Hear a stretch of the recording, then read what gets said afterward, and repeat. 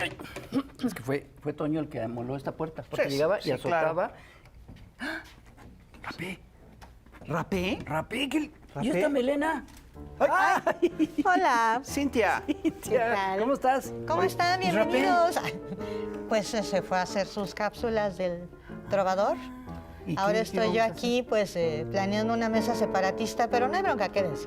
Tenemos muchas unas gracias. invitadas especialísimas de lujo. ¡Ay! Toc, toc, ya llegaron. Surprise. ¡Sorpresa! Marcela Figueroa es subsecretaria de Desarrollo Institucional de la Secretaría de Seguridad de la Ciudad de México. Diana Fuentes, filósofa y académica de la UAM. ¿Qué Bien. tal? Por favor, pásenle. Gracias. Oh, bienvenidas al Averno.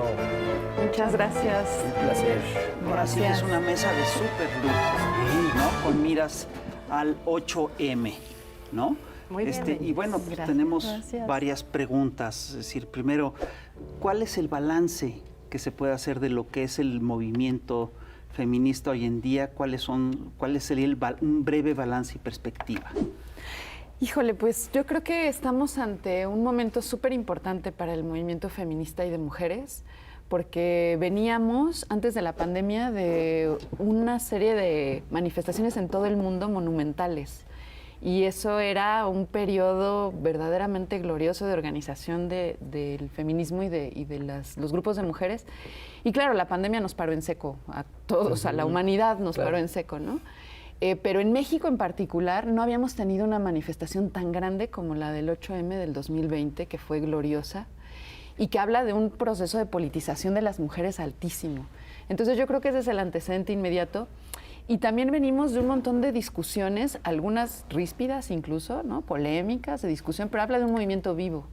Y yo creo que ahorita estamos ante la reactivación de eso que la pandemia nos detuvo, pero que no resolvió nada, por el contrario, visibilizó un montón de problemas que siguen ahí. Entonces yo creo que ahorita estamos en un momento de reorganización y en el mundo de mucha reflexión. Yo creo que lo mejor de lo mejor que se está produciendo de pensamiento crítico y de social. Y de arte. Y de arte y de un montón de espacios es en realidad en torno a muchas mujeres bien politizadas y que están debatiendo un montón de cosas. Entonces yo creo que ese es el momento en el que estamos. Y el 8M, pues es nuestro momento de organización visible, ¿no? Siempre hay muchos grupos organizados, pero visible, salir a las calles. Y la huelga de mujeres también es una convocatoria que en México no ha tenido tanto impacto, ¿no? Pero que en muchos otros lugares sí, o sea, hacer un día sin mujeres. ¿Qué pasa si un día desaparecemos todas y del espacio público y de todos lados, ¿no? Sí, produzcan sin nosotras, ¿no? Que siga la vida sin nosotras, pues es imposible. Exacto. Y también ahí se atravesó la pandemia, ¿no? Porque en el 19 sí tuvo cierto impacto el 9M. Exactamente. Y frente al 8M, bueno, se espera que haya evidentemente marchas, manifestaciones, y ha habido realmente unas manifestaciones muy fuertes y muy conflictivas por parte de grupos, incluso de grupos infiltrados. Sabemos ya de eso, ya creo que nadie lo niega. Y hace un año, yo recuerdo, Marcela, que hubo esta reunión, creo que por primera vez, entre mujeres policías y mujeres activistas, que a mí me pareció que fue una muy buena idea y que ahora se volvió a realizar, ¿verdad? Hace unos días hubo también esta reunión. ¿Cómo surgió esto y qué experiencia hubo en estas reuniones? Realmente fue desde la Secretaría de Seguridad Ciudadana y el Gobierno de la Ciudad de México, pues un planteamiento de qué hacemos ante la escalada de violencia en las manifestaciones feministas, ¿no? Nosotros tenemos una instrucción de la jefa de gobierno, la doctora Claudia Sheinbaum, de el papel que la policía tiene que jugar en las manifestaciones, que es el de resguardo de la seguridad, ¿no? Un papel muy diferente al que la policía venía jugando por décadas. Y además con solo mujeres policías operando. Eso igual, como ya es igual de conocimiento de todos, pues generó, ¿no? Muchas confrontaciones, muchas policías que hasta la fecha tienen lesiones permanentes, ¿no? Quemadas y lesionadas. Martillazos, ¿no? Sí, hasta electrocutadas, ¿no? Les aventaron gasolina, las quemaron, en fin, muchísimas situaciones muy complejas y nuestro planteamiento fue tenemos que hacer algo para desescalar esa violencia, porque la policía no tiene el nuevo, ¿no? enfoque de solo contengamos, solo estemos ahí para resguardar la seguridad. Pero ahora estamos viendo otro tipo de violencia que no veíamos, y no de parte de la policía. Entonces también cómo la policía, ¿no?, se reconfigura entre ese escenario también ha sido interesante. Y no nos gustaba la narrativa, que la verdad es que la han tomado, ¿no?, la mayoría de los medios, de hay 80,000 mujeres marchando y, ¿no?, hay 300 que están haciendo estos, y sin calificar los tipos de manifestación, pero son, ¿no?, acciones, ¿no?, lo llamado acción directa, y que en algunas ocasiones es contra de mujeres policías. No nos gustaba la narrativa de mujeres contra mujeres. Claro. ¿No? Creo que a nadie le conviene, al feminismo por supuesto no le conviene, y tampoco nos gustaba como institución. Entonces, pues, ¿no?, entre lluvia de ideas de qué podíamos hacer, pues dijimos, hagamos un diálogo público, ¿no?, con activistas que se quieran sentar, porque también tengo que decir que no todas, claro, ¿no?, se quieren sentar a platicar con nosotros, no a negociar, ¿no? Es dialoguemos, escuchemos, ¿no? Escuchémonos unas a otras. Y lo hicimos el año pasado, creo que con muy buenos resultados, lo repetimos el día de ayer, de hecho, fue. Sí. Una pregunta, ¿por qué estas acciones violentas ocurren justamente en el 8M? ¿Y por qué no pasaron en la marcha anterior, en las marchas que convoca, por ejemplo, Claudia X González? ¿Por qué será? Porque es muy feminista. Porque no son feministas, pero además, porque yo creo que la estrategia, o sea, que en realidad estos espacios, estos grupos que tienen esta lógica de la acción directa, ¿no? Siempre tienen una historia muy antigua, han existido hace muchísimo tiempo. Así es. Y bueno, pues se perfilan dentro de ese espectro amplísimo que son las izquierdas. Y ciertamente son acciones que son, digamos, que tienen en la perspectiva que hay que visibilizar, que hay que chocar con el poder, ¿no? Eso en la marcha de Claudio X pues no existe, porque ellos representaron el poder y quieren el poder otra vez. Entonces ellos no tienen eso en la mira. Ahora, tampoco son espacios, una marcha como esa pues no está infiltrada, no puede estar infiltrada, porque no hay interés por, digamos, visibilizar esa confrontación. En el caso de la izquierda en México, siempre ha pasado que en las marchas había pues, grupos que sí podían potenciar lo que ya existía, o sea, grupos dispuestos a romper cosas, eso siempre ha habido. Pero que en esos espacios haya la lógica de la infiltración, pues es una lógica de contrainsurgencia muy antigua, ¿no? Entonces, ¿por qué pasan estas marchas? Bueno, porque hay grupos de mujeres que creen que así es como deben manifestarse, y eso los medios lo potencian, lo explotan, lo han hecho siempre, lo hicieron en las marchas previo a 2018, en el movimiento de Morena, en la marcha por el desafuero, o sea, siempre lo han hecho, porque lo que interesa es desprestigiar a la izquierda en su conjunto, ¿no? Y en este caso, pues la marcha de las mujeres y evidenciar que no hay una acción del gobierno para tratar de frenar este tipo de medidas, pues tiene toda una lógica operativa política detrás, ¿no? Entonces, yo creo que son un montón de contradicciones las que están ahí, pero que son contradicciones que hay que ir desarticulando para no caer en el juego que intenta, que lo que menos les importan son las mujeres en el fondo, ¿no? Lo que menos les importamos somos las mujeres, y por lo tanto, pues explotar esto es más bien para tensar los distintos hilos de la política mexicana también, ¿no? Creo yo. Sí, bueno, y también es estigmatizar a las mujeres, ¿no? O sea, el movimiento feminista ha sido estigmatizado, pues, desde hace generaciones. Incluso a mí no me gusta hablar de olas, ¿no? Yo creo que mujeres en contra de la opresión, pues, ha existido históricamente, siempre, ¿no? Siempre. Y esto de las olas, pues, me parece muy eurocentrista, ¿no?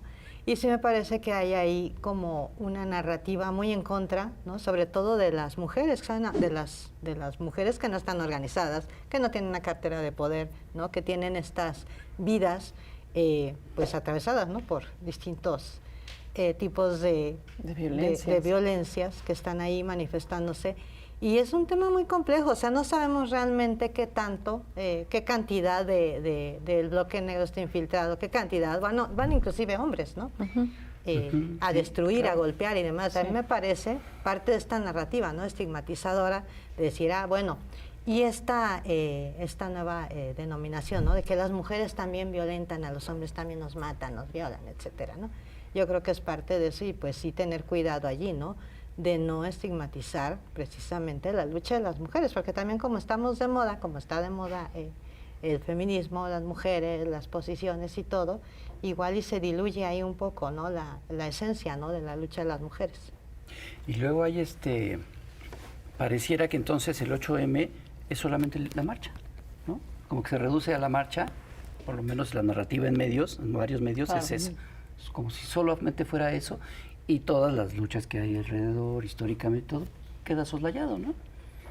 Sí, totalmente. Por eso, ¿no? Desde la institucionalidad, digamos, de la policía y también la función que tiene la policía en las manifestaciones. Por ejemplo, a nosotros nos han dicho muchísimo, muchas organizaciones, ¿por qué tienen que estar en la manifestación la policía? ¿No? Mejor que no esté. Quieren que no esté la policía. La verdad es que ya lo intentamos una vez. Lo hicimos en la marcha del 25 de noviembre de 2020 y no salió, ¿no? Como pensamos, ¿no? Idílicamente que puede salir en una manifestación así, precisamente porque sí hay funciones que la policía tiene que tener, como resguardar, ¿no? El orden público en general. Y no solo lo que tiene que ver con la manifestación, ¿no? Claro. Todos los negocios que están a lo largo de la manifestación, ¿no? Las familias que viven de eso, quienes habitan y transitan, ¿no? por esos lugares, incluso los que van circulando en vehículos, en transporte público, porque también se cierran, ¿no? Ciertos accesos a transporte público. Entonces, en realidad la policía, la función que tiene es la de regular, ¿no? Todo eso. Cómo convivimos, ¿no? Todas estas expresiones, ¿no? La expresión de la manifestación, los negocios, los que habitan, los que transitan, los que van pasando en su vehículo que no tienen nada que ver y no quieren saber nada de eso. Entonces, por supuesto, ¿no? Ha sido también, ¿no? la posición de la autoridad, pues tiene que verificar que todo eso, todos los derechos de todos, se resguarden de la mejor manera posible. Y eso, insisto, no creo que la visión de mediática ha sido solo mostrar, ¿no? Esta parte de confrontación, que de nuevo creo que no nos sirve a nadie. No, claro que no. Oigan, yo quiero invitar a un machito al programa. Bien. Que está encarnado por Rapé, sí. el trovador transgénero. Entonces vamos a verlo y después regresamos para seguir platicando.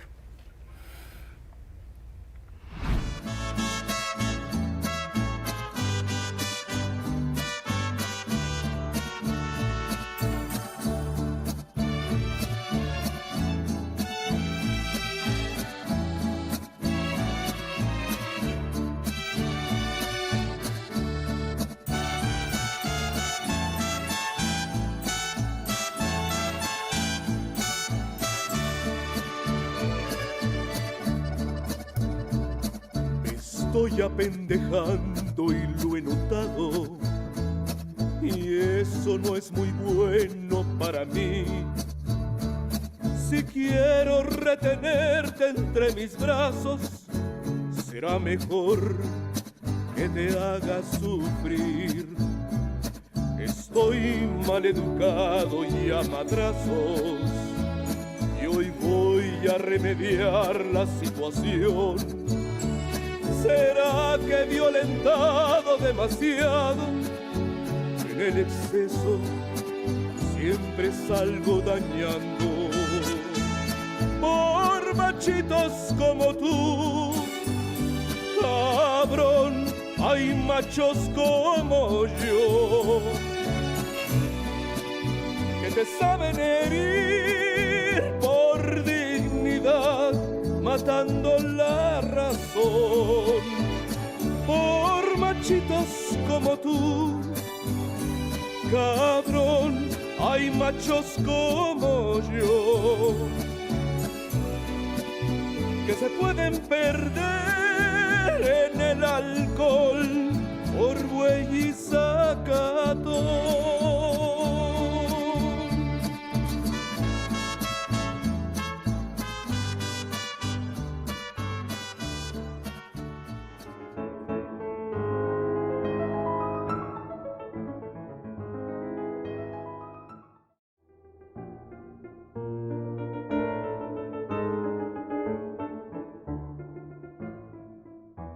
Bienvenidas y bienvenidos de vuelta aquí a Chamuco TV. Tenemos 2 invitadas especiales rumbo al 8 de marzo.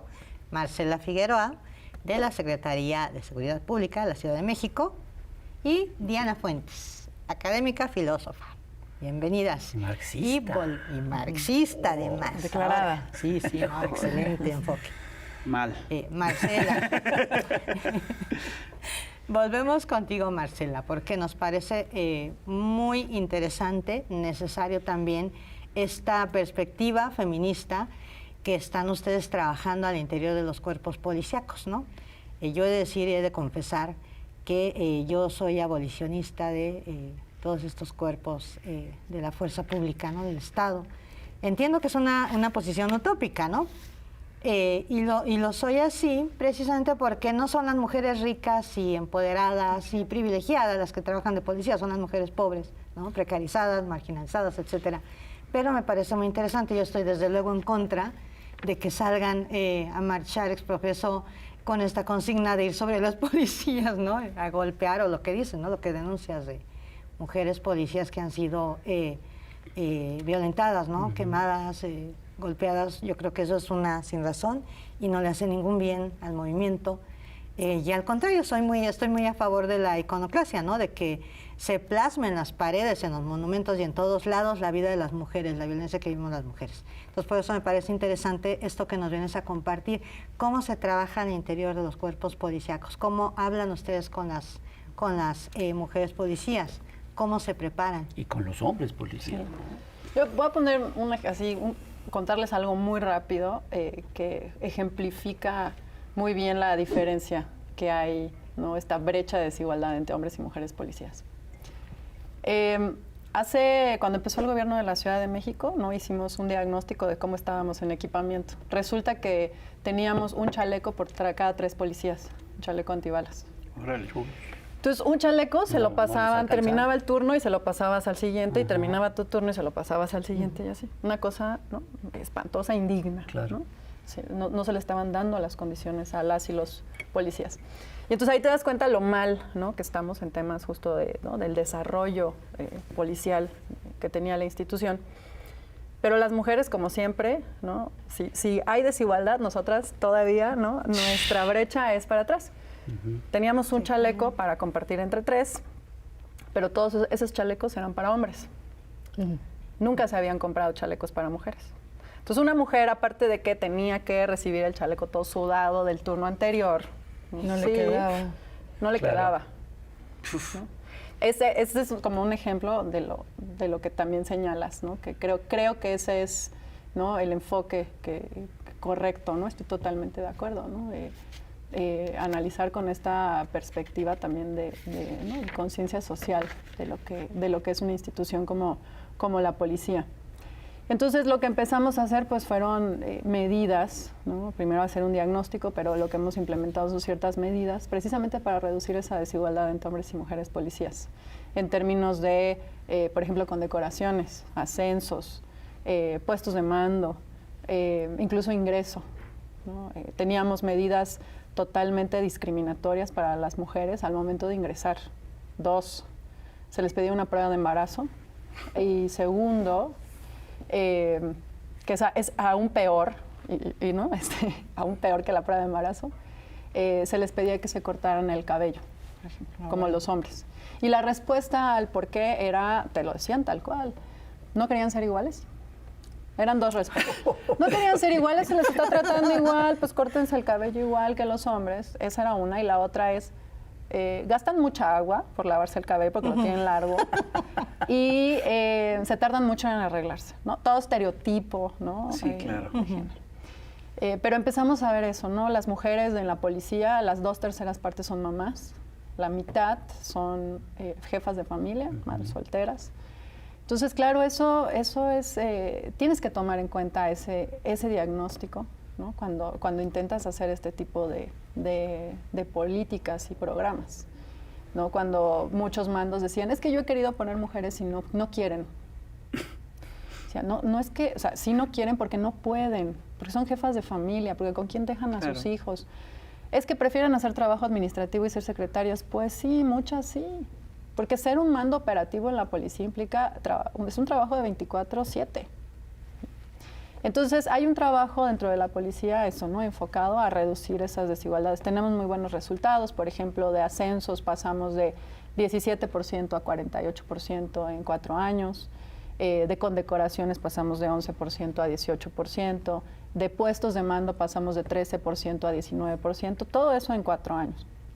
Entonces, esas son, ¿no?, cosas que hemos trabajado. Incluso el ingreso, teníamos 35% de ingreso mujeres, actualmente tenemos 52% de ingreso de mujeres. Entonces, estamos teniendo más mujeres reclutas que hombres actualmente.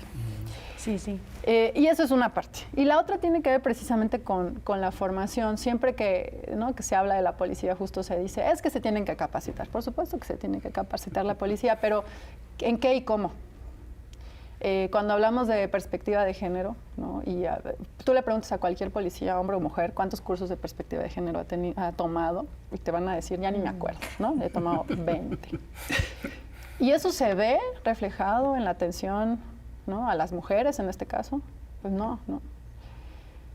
Pero entonces empiezas a revisar, ¿no?, por ejemplo, planes de estudio. Y entonces nosotros, por ejemplo, actualmente la formación básica de un policía consta de 1,200 horas, de las cuales 21 horas son de perspectiva de género.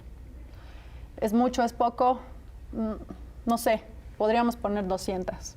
No sirve de nada si eso no está cruzado con la función policial. Si tú sales de tu clase de perspectiva de género, que pudo haber durado 200 horas, y tu siguiente clase es detención de personas, porque así se llama la materia, donde aprendes a cómo detener a alguien, todas las maniobras, ponerle los candados de mano, cómo lo tienes que trasladar, y no te explican qué es eso con perspectiva de género, pues se queda en teoría y en letra muerta. O sea, la perspectiva de género tiene que estar en todo. Tiene que estar en todo. A la hora de llenar un informe policial homologado, ¿cómo es llenar un informe con perspectiva de género? No es poner ahí, pues a esta mujer la violaron y tenía, porque usaba minifalda, ¿no? Porque hacen eso, ¿no?, tienen que hacer su parte informativa. O sea, no decir esas cosas, eso es perspectiva de género al informar qué pasó. ¿A poco sí ponían? Porque claro, o sea, te ponen, ¿no?, viene vestida, claro, son estos todos, ¿no?, estos sesgos que hay. Sí, que están ¿no? ya muy. Sí, claro. ¿A qué horas le pasó? ¿Cómo estaba Claro, vestida? es que estaba vestida, es que estaba tomada, es que estaba, a a ver, eso no tiene que ver. O Sí, estarle que preguntando exactamente qué le pasó, ¿no? También eso sucedía mucho. Sí, exactamente qué te pasó, no tengo que preguntarle qué le pasó. Algo hiciste. No. Sí, la culpa No era es la suya, cómo andaba investigación. y cómo vestía. Claro. La materia de uso de la fuerza, por ejemplo, ¿no? Si vas a tu materia de uso de la fuerza y no te dicen que es perspectiva de género, y no sirve de nada. Exacto. Bueno, ahí permíteme interrumpirte un segundo. Por lo que decías, me parece interesante, ¿no? Porque, por ejemplo, en los años anteriores, precisamente, las marchantas, ¿no?, el movimiento decía, no manden hombres policías, ¿no? Manden mujeres. Y yo creo que eso reduce un tanto también la violencia sexual, ¿no? O sea, porque está comprobado, ¿no? O sea, si te agarra un policía, un varón, es peligroso si eres mujer, que te puede violar, ¿no? Pues ahí Y está de hecho Tenco. no se puede, y de hecho Exacto. no se puede. O sea, la norma lo que dice es que si eres mujer te tiene que trasladar una mujer policía. Pero no eso, te podría trasladar un hombre. ¿Esa medida cuánto tiempo tiene? Esa tiene muchos años y no solo en México, no solo en Ciudad de Sí, México, claro, perdón, es Sí, sí. nacional. No te debería poder trasladar un hombre. Por eso también es importante, ¿no?, que haya mujeres, porque Sí. pasa eso, Sí. entonces luego no hay mujeres. Eso me parece bien y también Sí. que están sancionando a policías hombres que cometen abusos de este tipo. Sí se puede decir que hay un cambio en las estrategias de contención que se están siguiendo ahora aquí en la Ciudad de México, en las marchas. Definitivamente, es un antes y un después en cómo actúa la policía en las manifestaciones. En estos 4 años del gobierno de la doctora Sheinbaum, pues eso, ¿no? Desde el inicio de su gobierno, lo que decía, ¿no? Dio la instrucción, ¿no?, de que teníamos que actuar de manera diferente.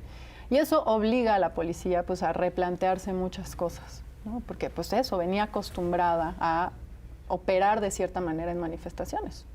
Y cuando a ti te dicen, ya no puedes intervenir, ¿y ahora qué hago?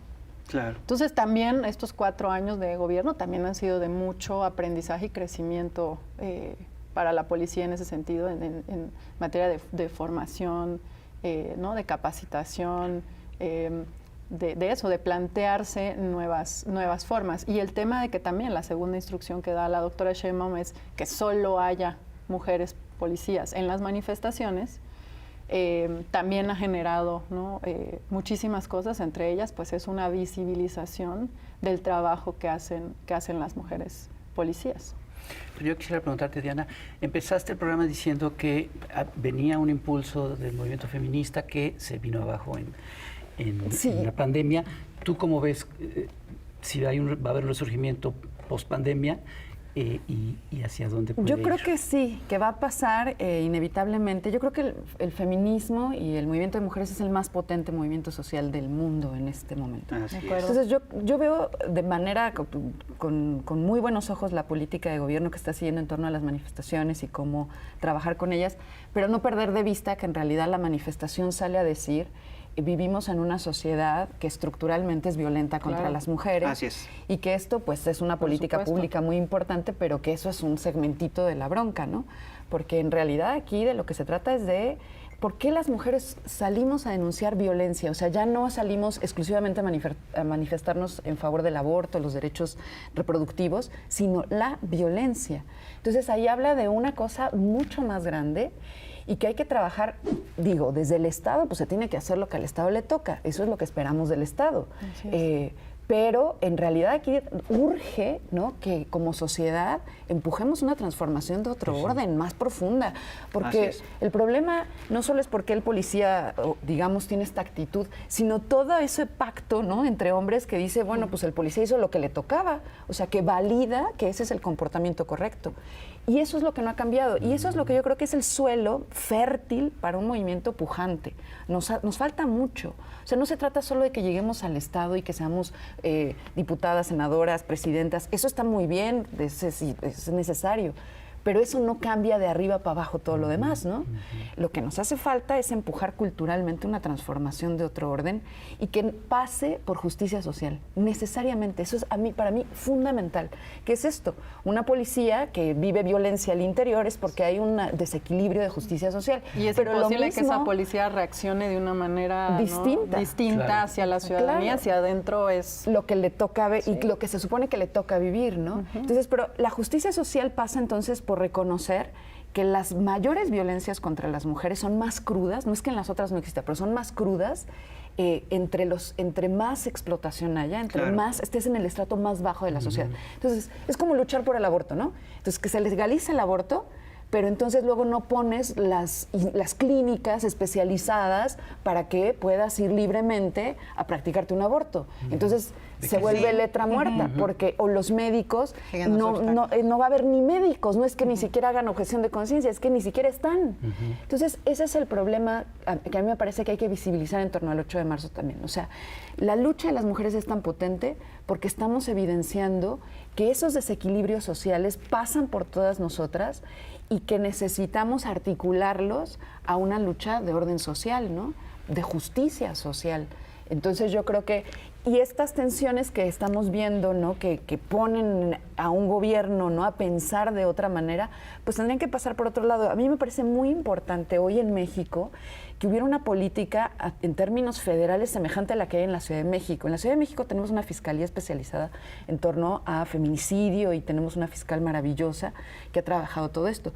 Pero a nivel federal sería urgente, ¿no?, una política de ese tipo. Me encanta escuchar lo que dices porque en efecto, precisamente como no nos va también en la Feria las Mujeres, pues surgen, ¿no?, estos trabajos que parten pues no solo del talento, de la inteligencia, sino también del ingenio, ¿no?, y de la propuesta de surgir, de proponer cosas nuevas. Entonces tú que estás en la academia, igual y nos puedes platicar pues de esta nueva generación, ¿no?, de las chavas, que ahora, bueno, chavas en mis tiempos, ¿no? Ahora se llaman morras, ¿no? Las morras, yo creo que las morras es lo que más me emociona en este año 23 del siglo XXI, en el que seguimos viendo a niñas vendidas como esposas jóvenes en Guerrero, y bueno, estamos viendo cómo nos arrebatan los derechos con una mano en la cintura. En Afganistán las mujeres ya tienen prohibido estudiar, salir de casa, subir a un taxi solas, estos horrores que vivimos. ¿Cómo lo vives tú frente a grupo? ¿Cómo lo viven tus alumnas? ¿Cómo lo viven en los espacios de la educación? Pues yo creo que son la vanguardia, es decir, ellas van a la vanguardia desde hace varios años. Y no es extraño, pues los movimientos estudiantiles o de estudiantes han sido vanguardia en muchos momentos de la historia de nuestro país. Claro. Entonces no es de extrañar que sea ahí, porque claro, ahí digamos decantan muchas fuerzas. Tenemos universidades públicas en este país gigantes y entonces eso permite que haya ahí pues estudiantes de todos los sectores sociales, aunque siguen siendo no un filtro que hay que de todas maneras pelear para que se abra, pero siguen existiendo. Entonces, en los últimos años, el movimiento de mujeres en México se ha nutrido de una generación de jóvenes extraordinarias, extraordinarias, y que son la fuerza política del futuro, o sea, está ahí, son ellas. Son jóvenes altamente politizadas que además han llegado a replantearnos muchas cosas. Por ejemplo, el tema del separatismo, ¿no? Yo lo he dicho en otros lugares. A mí la primera vez que me hablaban de separatismo yo decía, ¿pero por qué? Si yo creo que tenemos que luchar todos juntos. Sigo creyendo que tenemos que luchar todos juntos, pero sí me ha tocado estar en espacios separatistas donde digo, sí es cierto que los hombres hablan todo el tiempo, que no nos dejan hablar y que peor aún, o sea, una habla y dice algo y resulta que el otro lo toma, te lo copia y a él le aplauden, ¿no? Claro. Y tuvo una idea genial. El mansplaining. Hay una dinámica El así mansplaining. cultural bien El fuerte y que de pronto cuando te desinstalas de ella la vives de otra manera. Eso son las chavas, ¿no? Poniéndolo ahí en la mesa. Y otro montón de cosas que tienen que ver también con cómo nos vamos a construir como cuerpos colectivos, como espacios donde vamos a intentar hablar de nuestros problemas, de nuestras angustias, de todo lo que nos aqueja, que son un montón de cosas, y organizarnos de manera diferente. Ese suelo, eso que pasa abajo, a mí me parece que es la potencia más importante para el presente y para el futuro. Entonces, las universitarias pues han puesto en jaque a las universidades en los últimos años en materia de violencia de género y las instituciones se fueron con todo contra ellas, con todo, por separatistas, porque se tapan la cara, porque no entienden mecanismos racionales de diálogo. Y bueno, pues todo eso puede ser cierto, pues bueno, son jóvenes y decía, ¿no? Allende que ser joven y no ser revolucionario, pues es una contradicción hasta biológica. Bueno, ellas son revolucionarias y están transitando por esas vías. Y finalmente lo que sí han hecho es transformar las instituciones. No hay institución de educación superior hoy día que no tenga que tener un protocolo de violencia de género. Malo, bueno o peor o como sea. Y a la siguiente generación a la que yo pertenezco nos pusieron en jaque a pensar, ¿no? A decir, oigan, pues claro, yo recuerdo que a mí un profesor me decía algo en la clase y uno tenía que aguantar. Decías, pues no, yo me impongo, yo voy a lograr superar esto. Las chavas están diciendo, no tenemos por qué aguantar nada, ¿no? En materia de violencia de género. Pero también eso, entonces, digamos, permea de las universidades, también crea una cosa que es conocidísima. O sea, de esos movimientos estudiantiles, digamos, pasa a otros espacios que a mí me parece fundamental. Tengo amigas que nunca han estado politizadas, que nunca han tenido nada que ver con esto, pero una amiga muy cercana de hace muchísimos años me decía, Diana, yo cuando oí la famosa consigna del grupo Las Tesis, de ¿no? La culpa no era mía, sí. Dice, es cierto, me di cuenta, no era mi culpa y no había razón para que me agarraran la pierna y no había razón para que me dijeran que por qué me acosté con ese hombre. La culpa no era mía. Entonces, es un movimiento que está creciendo y la vanguardia son las chavas y ellas están visibilizando cosas bajo sus estrategias. Entonces, pero son la vanguardia, pero ahí estamos todas. O sea, son la vanguardia, pero ahí estamos de todas las generaciones. Sí, bueno, y ahí hay una retroalimentación, ¿no? Claro. Porque a ratos somos maestras y a ratos somos alumnas, ¿no? De las jovencitas. Sí. Y yo creo que también este ritmo acelerado está mostrando mucha creatividad y también fuera, ¿no? Fuera de los espacios escolares, académicos. Por ejemplo, en el arte, pues popular, desde abajo, feminista, por ejemplo, los bordados, ¿no? Los colectivos que bordan. O sea, ya hay muchas maneras también de expresar, ¿no? O esta creatividad de decir, bueno, lo que decías, ¿no?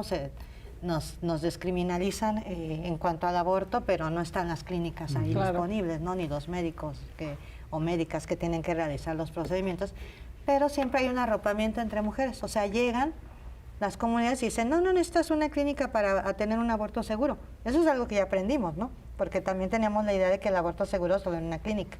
Entonces están estas soluciones que se van implementando, ¿no? Oye, y hablando de todo de toda esta cultura patriarcal que permea en todas partes, eso debe ser particularmente duro a nivel de policías, ¿no? Sí, claro. Sí, la policía pues es una institución en México y en el mundo, históricamente, mayoritariamente, histórica y mayoritariamente, ¿no? Construida y formada por hombres. Les cuento, por ejemplo, en la Ciudad de México, la Policía de la Ciudad de México es una institución muy antigua, se forma en 1861. Las mujeres ingresan en 1930, es decir, hace 93 años.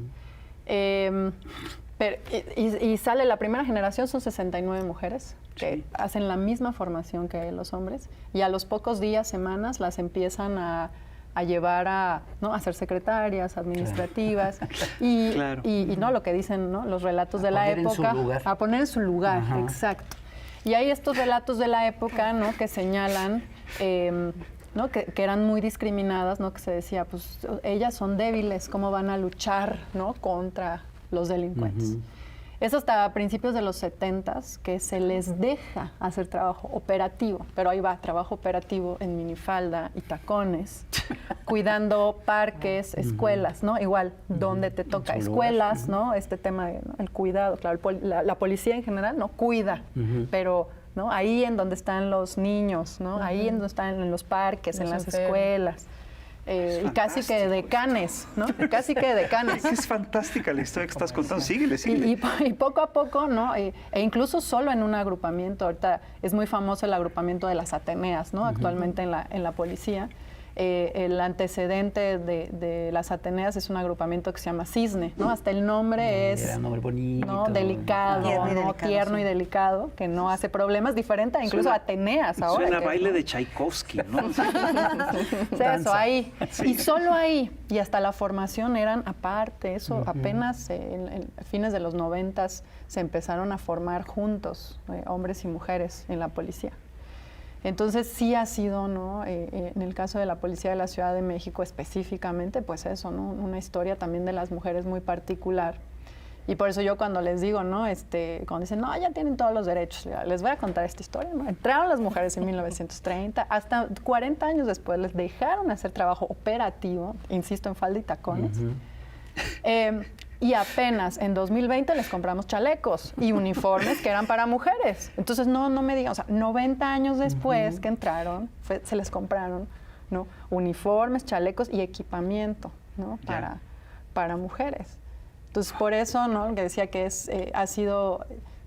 estamos convencidas que tiene que ser, ¿no?, un trabajo eso de desarrollo institucional con perspectiva de género, ¿no? Estamos muy mal, ¿no?, las policías, ¿no?, la policía y la Policía de la Ciudad de México tiene muchísimas fortalezas, entre ellas su enorme número, pero si no vemos eso con lentes de género, ¿no?, y la desigualdad que viven hombres y mujeres policías, pues poco vamos a lograr avanzar.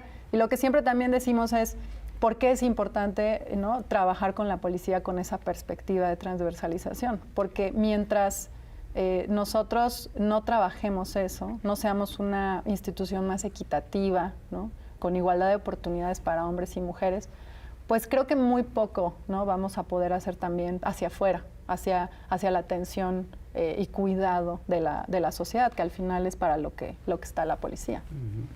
Oye, Diana, hace un momento hablabas de la vanguardia en la academia, ¿no?, peleando por derechos desde hace muchos años. Pero también hay un sector de mujeres conservadores, ¿no?, claro, conservadoras, claro, incluso hasta reaccionarias, pues hay un sector en la sociedad importante además que pelea por otros derechos o muy conservadora en su visión, ¿no? Hay un feminismo de pañuelo azul. Sí. Claro. Ahí ese es el tema. O sea, bueno, a mí no me... Es feminismo. Era lo que iba a decir. A mí no me interesa expedir credenciales de feminista, pues, pero sí es absolutamente cuestionable, ¿no? Y yo creo que el asunto está en que... no es moda, como bien decías, ¿no? O más bien esta idea de que lo que pasa es que lo que necesitamos en la sociedad es tener éxito individual, ¿no? Esa ha sido la moral que ha permeado, ¿no? Entonces, lo que necesitamos es sujetos exitosos que escalen. Y en esa misma lógica, pues hay una perspectiva neoliberal. Claro, y una perspectiva, digamos, en torno a las mujeres. Lo que las mujeres necesitan hacer es escalar. Empoderarse y tener, digamos, esos espacios que nos habían sido negados en el pasado. Entonces, llegar ahí, el que llegue una mujer a magistrada, el que llegue una mujer a la Suprema Corte, ya es un logro para todas las mujeres. O sea, que la mujer pueda hacer tranzas también. Claro, entonces, y pueda violentar y pueda... Entonces, el problema aquí es que hay que poner eso en contexto, ¿no? Entonces, digamos, el famoso techo de cristal hay que romperlo.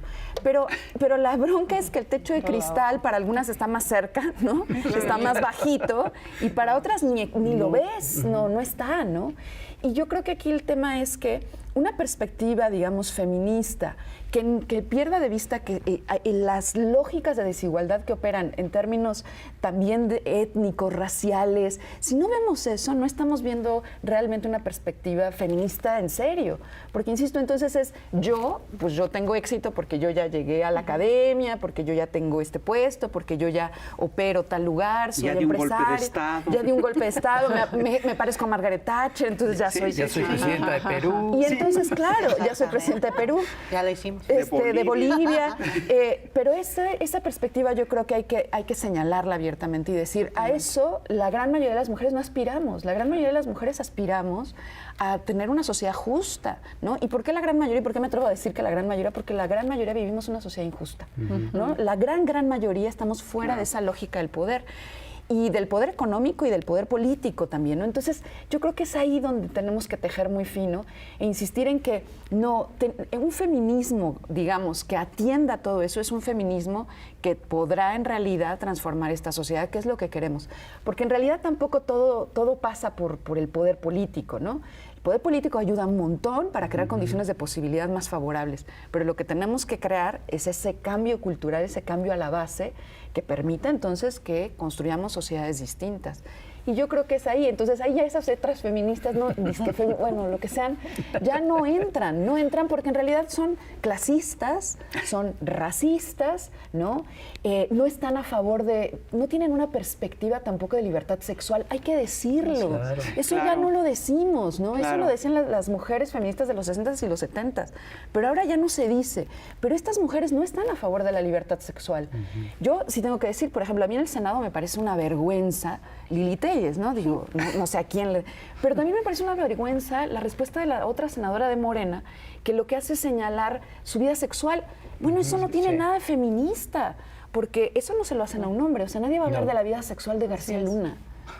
¿A quién le importa? A mí no se me había ocurrido. ¿No? A mí tampoco, no te estoy ahorita agradeciendo se me ocurrió. esa idea en el ahora. No, Si te das cuenta de qué mal gusto. Eso solo se le hace a una mujer. Sí, claro. Entonces yo creo que es ahí donde tiene que operar una transformación. Es decir, hay esas mujeres que se dicen que luchan también por otras mujeres, aguas. No, a eso no aspiramos a libertad. Y también están los que se cuelgan de las marchas, bueno, del movimiento feminista, ¿no? Claro. Políticos profesionales Claro. que, digo, Diego Fernández de Ceballos ahora resulta que es feminista. Sí, ¿no? Toda bueno, esta gente. ya el PRI, PAN, todo el mundo es, o sea, hasta los mayores misóginos. Y también está la otra, ¿no? Que usando este lenguaje del feminismo, ¿no? Las luchas, ¿no? El espíritu, pues hay un abordaje, ¿no? De grupos antiderechos o neoliberales, ¿no? Por ejemplo, ahora igual empodérate autocosificándote y vendiendo tu cuerpo, Así ¿no? es. Prostitúyete para placer del neoliberalismo, ¿no? Y es el mismo mandato de género, Claro. ¿no? Tienes que ser joven, delgada, bella, etcétera, y vender, ¿no? Y satisfacer al Y hombre. satisfacer, claro, todo para el placer del hombre, ¿no? Heteronormado y demás, ¿no?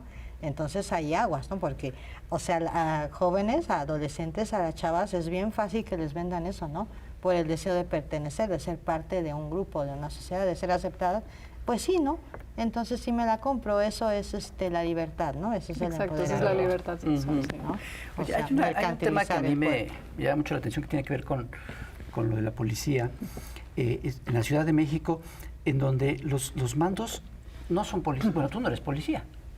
No, policía de carrera no. No. Y los mandos no son policías, son mandos civiles. No, algunos son ajá. policías. Nuestro secretario Omar García Harfuch, él es un policía de carrera. Hay 6 subsecretarías en la Secretaría de Seguridad Ciudadana de la Ciudad de México.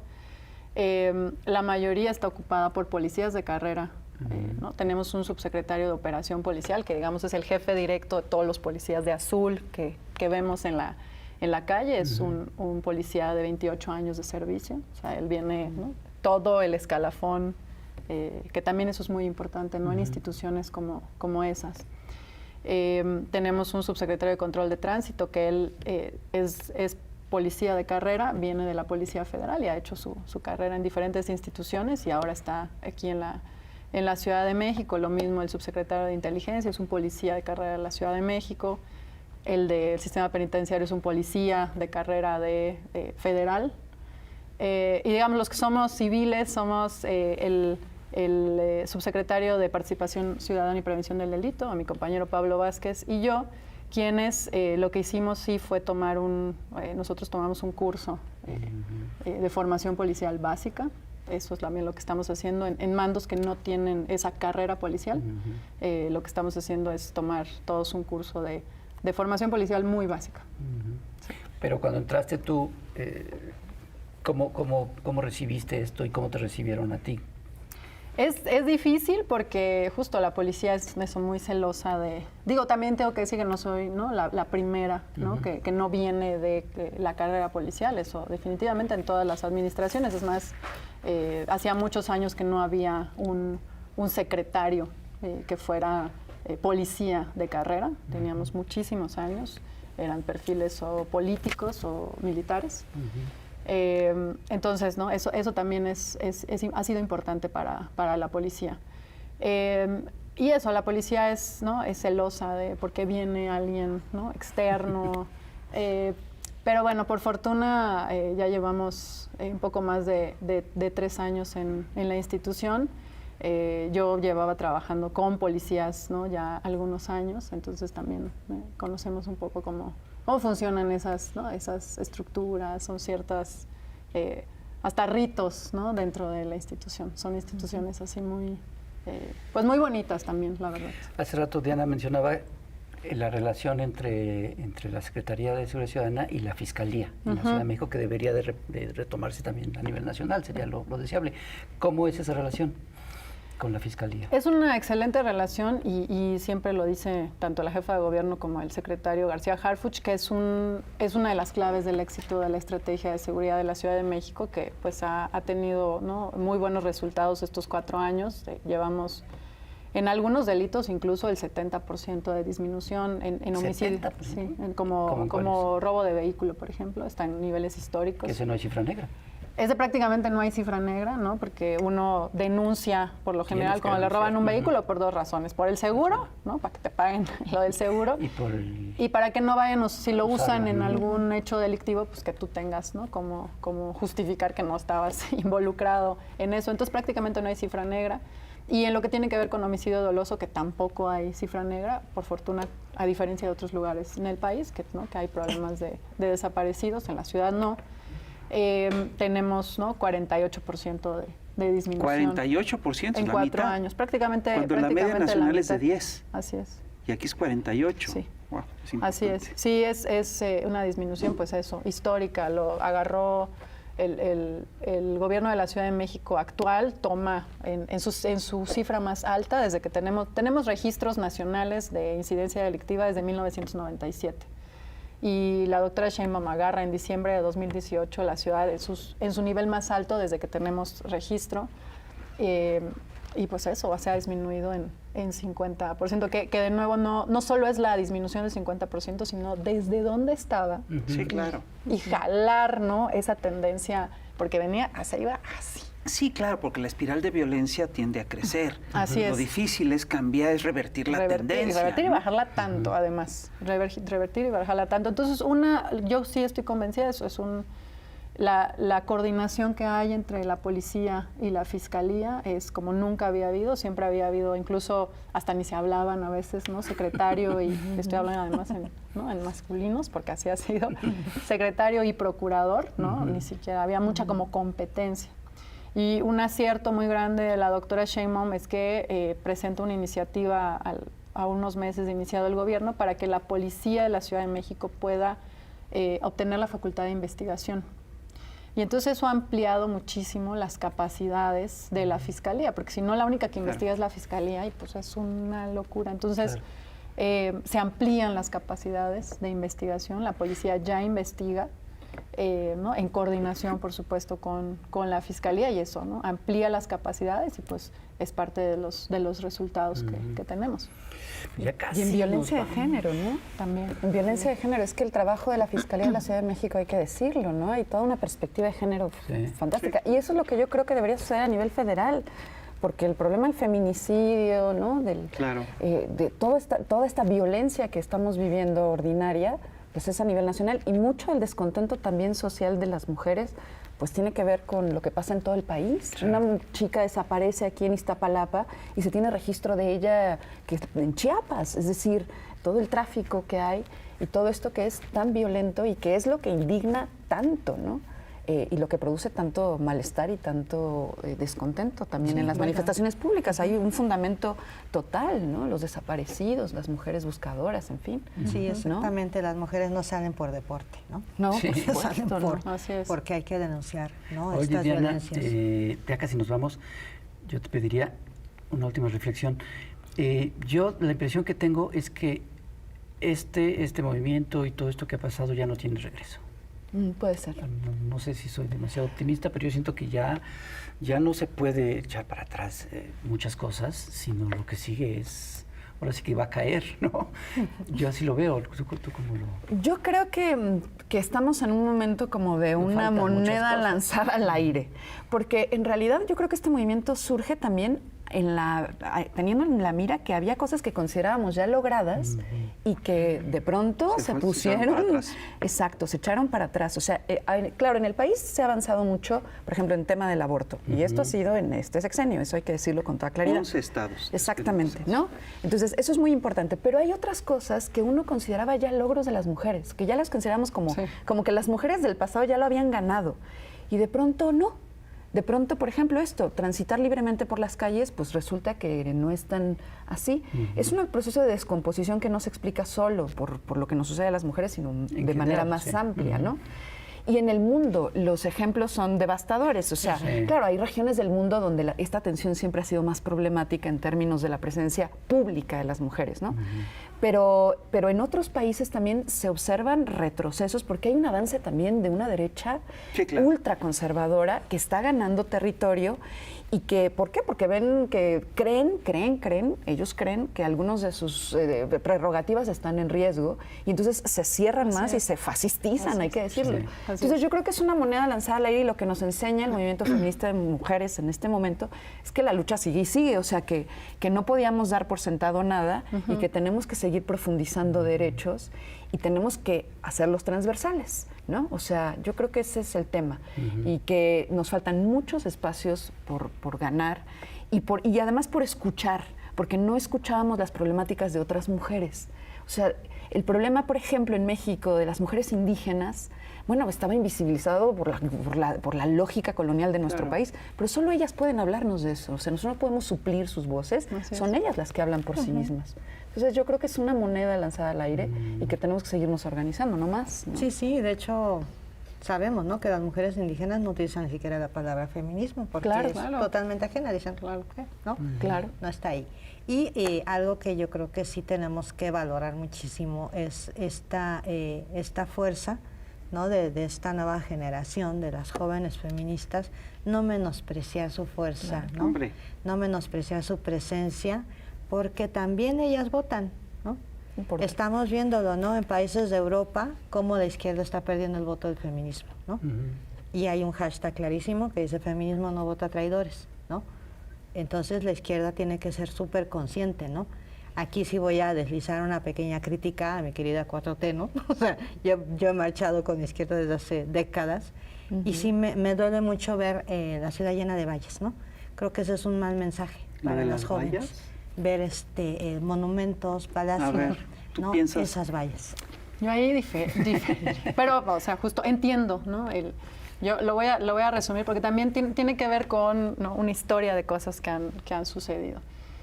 Al inicio del gobierno no se ponía nada, ¿no? ¿Y qué pasó? Justo hubo, ¿no?, mucha destrucción, y no hablo de justo el Ángel, ¿no?, edificios o paredes o muchos negocios, ¿no?, muchas casas de habitación de la zona en donde pasa la manifestación, y creo que hay un reclamo muy legítimo también de esa parte de la población que dice, todo bien, gobierno, con que resguardes la manifestación, o sea, resguardes el derecho a la manifestación, pero y luego, ¿y nosotros? ¿No? Lo que decía al principio, ¿no? Tú tienes que guardar el orden público para todos, no solo para los manifestantes, las manifestantes en este caso. Y lo segundo que se decidió, ¿no? Primero eso, la policía no interviene en nada. Y pasaron todas estas cosas y estos reclamos. Lo siguiente fue, ponemos una valla de policías. Porque hay que resguardar eso también. Y así les fue a las policías. Y así les fue. Y entonces eso genera, eso sí genera, creo, el que te digan, cuida más la policía a la pared que a mí. ¿No? Porque sí, en efecto, estás poniéndolo pues para que resguarde el bien de alguien más, mientras tú pasas. Y entonces sí generas esta casi invitación a la confrontación. Y polarización, claro. Sí. Y entonces incluso en Palacio Nacional, que ha sido muy criticado, ¿no? La primera vez que se pusieron vallas fue hace 2 años, en la marcha del 8 de marzo de 2021, que se pusieron vallas, pero es que la anterior ocasión de la manifestación, el 25 de noviembre de 2020, pues se tuvieron que poner mujeres y fue un momento muy tenso y muy peligroso. Y con muchas lesionadas. Con muchas lesionadas, quemadas. Entonces, preferible. es como un poco, ¿no? El costo-beneficio de, pues ponemos vallas, porque hay que resguardar los bienes de alguien más. Insisto, ni siquiera es tema de los monumentos. Claro que también es nuestra obligación resguardarlos, ¿no? Porque si no, ¿qué tipo de autoridad seríamos, no? Yo entiendo, yo también soy feminista, también estoy enojada, también he marchado muchos años, ¿no? Antes de estar en la policía también marché. No lo digo porque ahora no pueda, sino porque me toca otro lugar en la manifestación. Y las vallas son para eso, ¿no? Es un poco de análisis del costo-beneficio de cuidas a los demás y sus bienes. No hay confrontaciones entre personas. Y es eso, básicamente el tema. Por eso me gustó de las vallas. esta reunión que tuvieron policías con activistas, que se llamó por la marcha que todos queremos, ¿o cómo? Sí, las marchas seguras que todas queremos. Marchas seguras que todas queremos. Claro. Bueno, y el caso de Palacio Nacional, dices, yo puedo entender que quieras entrar a Palacio Nacional y quemar Palacio Nacional, pero como autoridad, sí, pues porque, ¿cuál es la intención de no tirarle a Palacio Nacional y querer pues, entrar? Porque hay un presidente que vive ahí, ¿no? Hay una protesta, ¿no? Incluso, o sea, sí es contra eso. Pero como autoridad, pues tú tienes que decir, de menos te tengo que intentar impedirte hacer eso. Yo no te puedo abrir así para que entres y quemes Palacio Nacional. No se trata de la pared. Lo único que hay que nada más limitar son los gases. Eso es otro tema. Esos no hay gases, por favor. No hay gases. La son un policía exceso. no hay gases. No. La policía no adquiere. Es legal el uso de gases en ciertas circunstancias. Lo es porque lo marca la Ley Nacional de Uso de la Fuerza. Pero en el gobierno de la Ciudad de México se dio la indicación, ¿no? Desde diciembre de 2018, no se usan gases. Eso no quiere decir que no hay gases en la manifestación. Sí, porque a todos nos ha tocado que pero nos llegue gas, digamos. La policía lo dice también. La policía, las mismas compañeras lo dicen, ¿no? A nosotras nos gasearon, nos tiraron gas. Sí, y uno anda en la marcha y de pronto hay gas. Nosotros en la policía nunca hemos negado que hay gas porque las mismas policías lo reportan. Pero la policía no tiene gas. No compramos gas. Desde diciembre de 2018 la policía no compra gas. No tenemos gas. Oye, sí, dicen pues que nosotros nos tenemos que retirar. Sí, ya se nos acabó el tiempo. Pues vamos a seguirnos viendo. Quedan invitadas a perpetuidad a este programa. Sí, muchas gracias. Este haber no es su casa. Muchas gracias. Se quedaron muchas cosas. Sí, muchas gracias. Sí. Muchas gracias, Marcela. Muchas gracias, Diana. Gracias a ustedes. Y pues muchas gracias a ustedes que nos acompañaron. Por favor, recomienden este programa, véanlo muchas veces y nos estamos viendo aquí en Chamuco TV. Muchas gracias.